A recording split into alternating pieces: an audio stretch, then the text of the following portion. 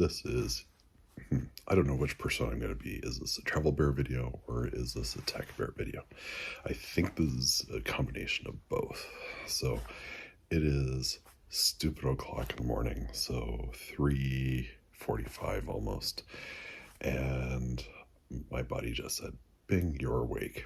So what am I going to do on this really cold February morning? Well, Scott and I are the new owners of Tesla Model Y, and on a whim, I am going to go get it charged. Now, here's the context. It is minus 11 out Celsius, and all we have to charge the car right now is the mobile charger, and we're mobile charging at 12 volts. Sorry, at 120 volts, I should say, at 12 amps. So what's happening is it's saying, and you'll see this, I'll get some video from the app. What you're going to see is the app is saying it's going to take 24 hours to charge the car. We've only added about 5 kilowatts over, I don't know, we got back from dinner 8:30ish, I think it was. So yeah, it's been charging that whole time. Now, not a criticism of EVs. It's a criticism of how I'm charging, actually, right? So if you do all the math, and I'm not going to do math at this time of the morning, but the temperature considerations, the voltage, and the number, well, the amperage as well. So voltage and amperage, I'm not going to be able to feed that battery, very quickly. And you can see that it is pre-charging the batteries for optimal charging performance. So a lot of complexity. So what I'm going to do is I'm going to take this down to the Mississauga Supercharger, which has a number of 250 watt chargers, and let's see how this goes in minus 11 weather. This is a temporary thing. So once Scott and I have the proper 240 volt charger that will push 45 amps, then, things like we can handle charging at home fully, again, much cheaper and all that. So for now, this is the way it is. And I didn't have to necessarily do this. I could have just let the car charge, but I wanted to make sure that we were fully topped up and ready to go for anything we wanted to do tomorrow, or well, later today. So there we go. I had nothing else better to do. So went charged, followed up YouTube, which I'd be sitting on the couch watching YouTube videos anyway. So there. You can see in the app that the e-Kuma cart, as we call it, has 56% charge currently, and you can see also that it's taking 24 hours to remain, or 24 hours remaining to the charge limit. You also see that we've limited charge to 80%, which is common for daily drivers. You can see we've added 7 kilowatt hours, and right now it is charging at 12 amps and 118 volts. So if you do the number of amps multiplied by the volts, you get the kilowatts. So it's about 1 kilowatt at this point. Yeah, it's taking a while. It's slow because of the amperage and the voltage. On the app, you can also see nearby chargers. That we've got 2 chargers nearby, one that is the Etobicoke Supercharger, which is 150 kilowatts, with 17 of the 20 chargers available. And then there's also the Mississauga charger, which is 250 kilowatts, with 24 of the 32 chargers available. So lots of people charging overnight just because of whatever their life situation is. Maybe some of these people are taxi drivers who happen to be, or even Uber drivers, I should say, who are driving and needing to charge up quickly, etc., so that you can get back on the road to make money. So all kinds of people, all kinds of different situations. When I select the Mississauga Supercharger, I see the number of stalls that are available, both on the map and, of course, on the actual details of the charger. And you also see the fees. So in their peak time, which is 2 p.m. to 11 p.m., it's 51 cents per kilowatt hour, 32 cents after 11 p.m. to 4 a.m., and then 30 cents per kilowatt hour from 4 a.m. to 2 p.m. So one of the cheaper ones in the area. And there's an idle fee up to $1 per minute. So you have a 5-minute grace period after you've completed charging, and then you incur $1 per minute. That's to stop people from going off, running a huge number of errands, etc., and taking up charger space when that could be used for someone else. After I say, yes, I want to navigate to this particular supercharger, I can send it to the car. And the car then starts to precondition and get ready for charging, both for the drive itself and for charging. What preconditioning does for the battery is it warms it up so that it can accept the fast charge from the supercharger. If it's too cold, then it's going to spend time heating up the battery to accept a faster charge. And the actual charge itself will be much slower. The Tesla Model Y has a heat pump in it. Really cool technology. And if I recall correctly, I think it's the first for a car. It warms a car up really quickly, so I can get in it and feel comfortable right away. I don't have to freeze my butt off on the vegan leather seats and stuff like that. So that's a big plus. So just got notification that the car is ready to go. It's nicely warm. So here we go.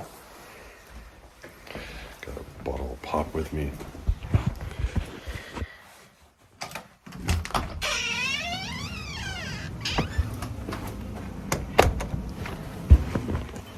And there we go.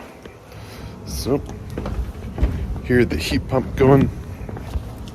And there's the charger. I'm gonna pull it out. And now time to get in and go. And that is beautiful.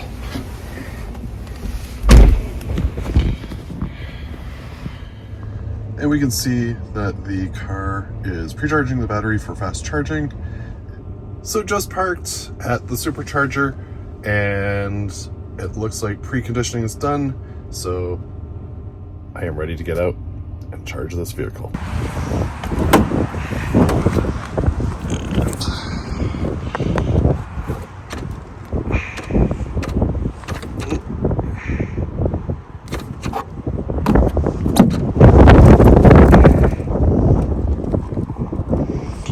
There at the negotiation, as freaking cold, and there we go. So what this is saying is I'm going to get 287.88 kilometers an hour. I'm currently at 54 kilowatts charging, and that's going up slowly, and it's saying 35 minutes. So what can I do for 35 minutes? I can listen to music, I could play with Toy Box, or I could play games in the arcade. Let's see. Skyforce is one that I've been interested in for a while, so I think I'm gonna play that. So let's talk a little bit why Scott and I chose this car. So we already have an ICE vehicle that I'm gonna be featuring in another video about driver assistance systems, and crunching the numbers with how much we're paying in gas in that vehicle, it made sense that our next vehicle would be, or our second vehicle would be, an electric vehicle.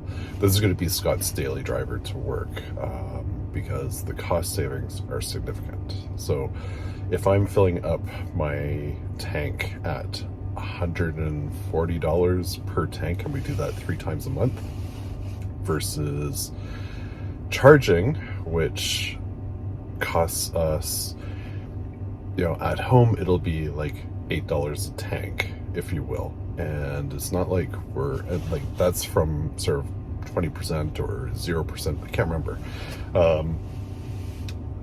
Even if we do that daily, it's relatively cheaper. So, Scott, when he goes back and forth to work, he's maybe using 10% of the battery. And so keeping that charged on a daily basis, and we don't necessarily have to charge it every day. And I'm not going to be using superchargers all the time. The only time I'll use a supercharger is right now while we're waiting for our home charger to arrive, and while on road trips. And even like road trips for me going from Toronto to Ottawa, I am looking at significant cost savings versus driving our other vehicle. So the other vehicle is an SUV. Love that car, but this one is just that little bit more economical, to put it mildly. So right now, some stats. I'm at 55 kilowatts, and it's estimating 278 kilometers per hour charging. I've already added 7 kilowatts to the car. I'm almost at 60% at this point. So I obviously used a fair bit of power to get here, etc. So now it's at 60. Anyway, with 25 minutes remaining. So it is slower today. It is saying me next time navigate to the Supercharger, the battery will precondition for faster charging. Although I probably didn't let it I certainly used navigation to get here. However, it likely didn't have enough time to precondition. So that's why it's charging slower, and I'm not getting the full 250. I am on a charger that may also be shared with the Tesla that's next to me. So that may also be why it's a little slower as well.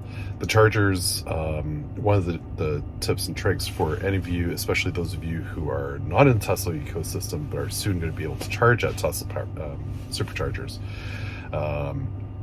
the chargers that share numbers are shared with the power cabinets. So for example, if you have chargers 1A and 1B, and someone's on 1B and you're on 1A, it's going to split the power between the two chargers. So if you can get one that's on its own, no one's on the circuit already, then that will get you a faster charge.